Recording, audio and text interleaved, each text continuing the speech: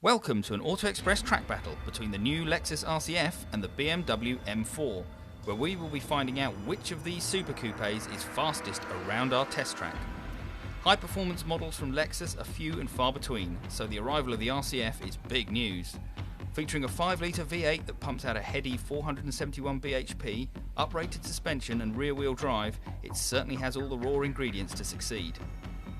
The 425 bhp M4 can't match the Lexus for outright firepower, but its twin-turbo 3-litre straight-six delivers more torque at lower revs. The BMW is lighter too.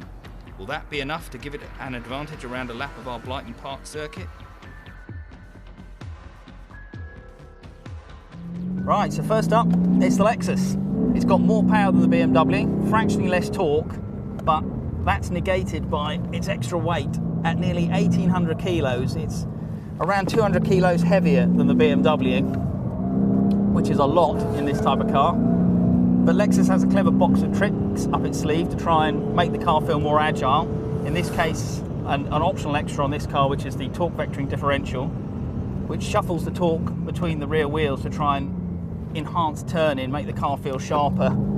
You can have track, normal or slalom, and in slalom it does feel a bit aggressively artificial, so it's best left to track or normal.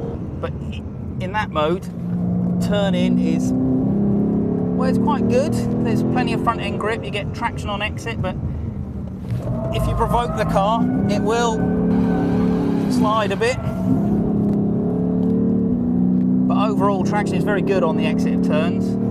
The 5-litre engine, well, it takes a while to build up momentum, but once it climbs above 5,000 RPM, well, makes a great noise and it really starts to punch hard.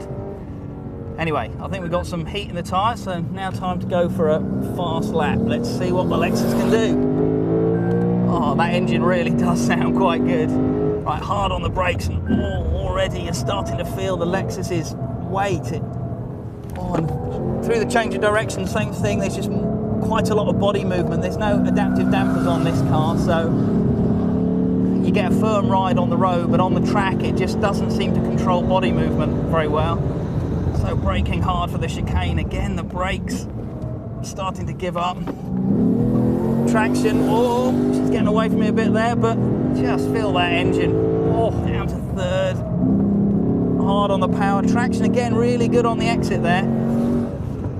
Now be smooth through here, don't throw the car's weight around, and it's neat and tidy, but it's starting to push into understeer, and it's difficult to dial it out with a throttle. It doesn't want to do it. It's not very sensitive in the way, say, the BMW is. Coming down now to the end of the lap, braking hard again, the weight obvious. Turning in, nice exit. Right, final corner.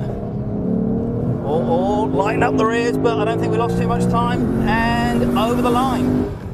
The RCF's weight and lack of low rev torque proved to be its undoing, and in the final reckoning it set a relatively leisurely time of 1 minute 14 dead. So, let's see how the BMW gets on.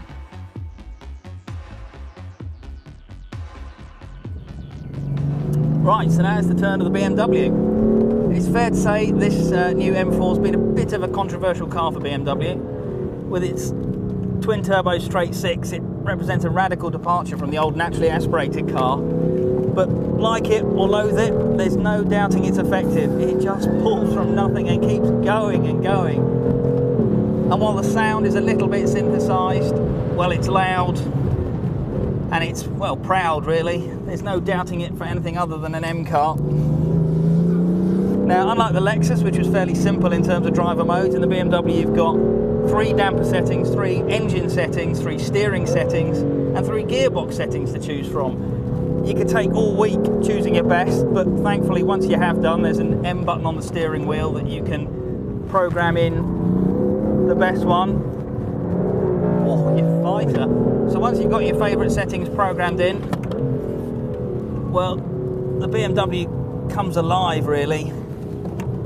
It instantly feels more agile and alert than the Lexus, and with so much power on tap, it just absolutely demolishes the straights. And this car's got optional carbon ceramic brakes as well, so They're not the greatest in terms of feel, but they're certainly very effective in stopping the car. And the gearbox is DCT gearbox. It delivers nice crisp shifts, and it's just much more responsive than the Lexus's 8-speed auto. And it will drift for, well, Germany. It's just hilarious. So I think we've got enough heat in the tyres now.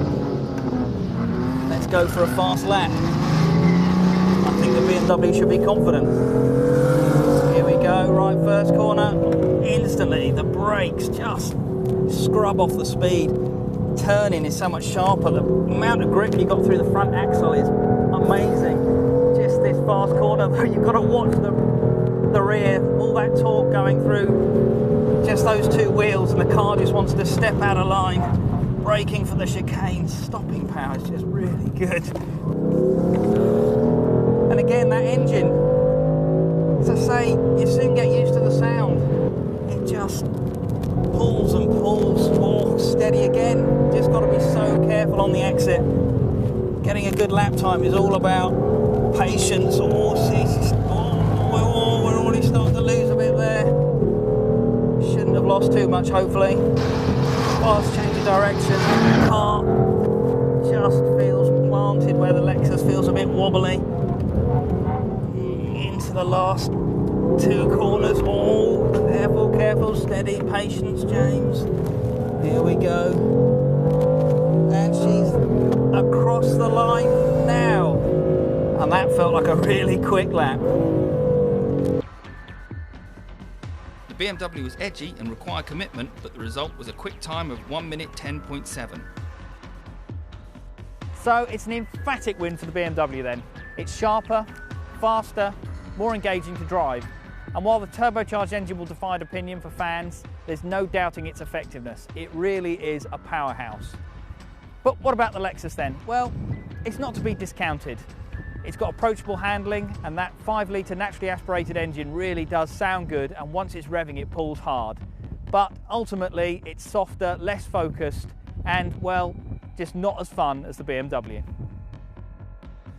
If you want to find out how the BMW M4 fared against the Audi RS5, click the link on the left. To see the Nissan GT-R take on the Porsche 911 Turbo, click the link on the right. Click on the play icon to see our latest video and onto our logo to subscribe.